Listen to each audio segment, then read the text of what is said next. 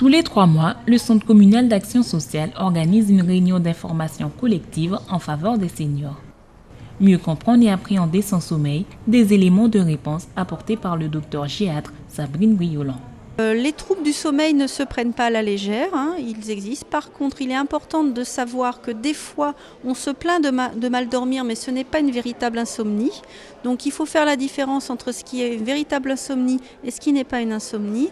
Ensuite, lorsqu'on a une insomnie, il faut en premier faire de la prévention et avoir une bonne hygiène de vie. Donc on a expliqué qu'il fallait dès le matin se lever à heure régulière, aller si possible à la lumière extérieure, sortir, avoir une activité physique, surtout le matin, c'est très important, avoir une alimentation saine et équilibrée, et ensuite lorsqu'on va se coucher, prévoir une période de transition, de détente entre le moment d'activité et le moment du sommeil. Donc j'espère qu'elles ont compris les points importants, le fait d'avoir une bonne hygiène de vie et de faire de la prévention pour le sommeil et d'éviter au maximum les somnifères. Bien sûr, des fois, cela est nécessaire de prendre des somnifères, mais si on peut les éviter, c'est quand même mieux. Le sommeil prend des rides au fil des années après 50 ans. Outre le vieillissement normal, le sommeil se modifie au niveau de sa qualité comme de sa rythmicité. Les seniors se plaignent des nuits écourtées, d'une mauvaise qualité, des troubles de sommeil. Cette réunion leur a permis de connaître les astuces pour mieux faire face aux difficultés et d'être informés sur les pathologies liées au sommeil. Avoir sa propre entreprise, devenir entrepreneur, obtenir son indépendance. Des mots qui font rêver une bonne partie de la population. Mais est-il facile de développer une société en Guyane ? Laïa Boucanage, qui existe depuis plus de 20 ans, artisanale dans les premières années, elle est maintenant une entreprise semi-industrielle, dont plus de 15 salariés font partie. Une entreprise familiale dont le secret du succès, selon le propriétaire, la planification, le travail et quand nécessaire, une aide de l'État. C'était purement artisanal, tout était fait, et tout était fabriqué et vendu le jour même.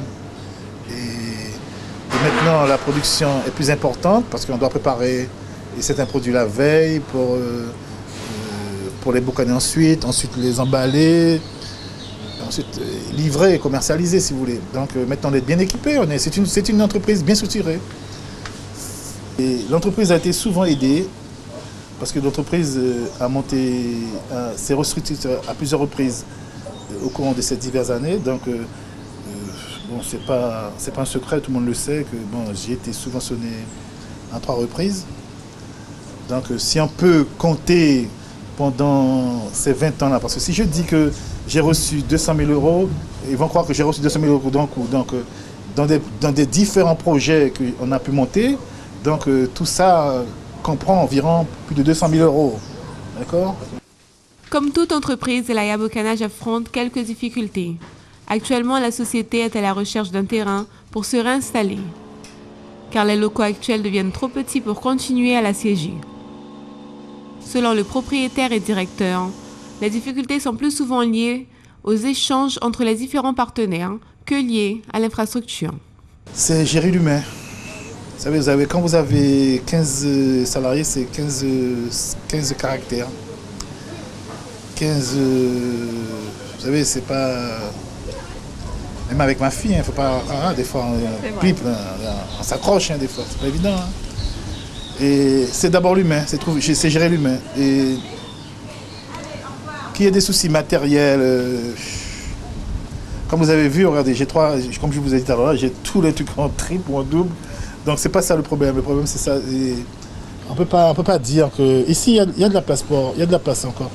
Moi, si vous voulez, notre entreprise à elle toute seule ne pourra pas fournir toute la Guyane. Il y a de la place pour travailler, il y a de la place pour bosser encore. Il y a encore.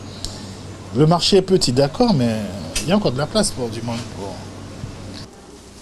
Après plus de 20 ans dédiés au boucanage, Paul Laïa se montre satisfait du résultat. Vous êtes fier de votre parcours ? Si, je suis fier, je suis fier, je dirais oui et non, mais il faut quand même garder les pieds sur terre, ne pas dormir sur ses acquis, c'est ça le problème. Il ne faut pas croire que... Non, il y a encore beaucoup de choses à faire dans ce domaine-là, améliorer. Bon, pour le moment, comme je vous ai dit, je suis au stade semi-industriel Je voudrais bien la développer autrement.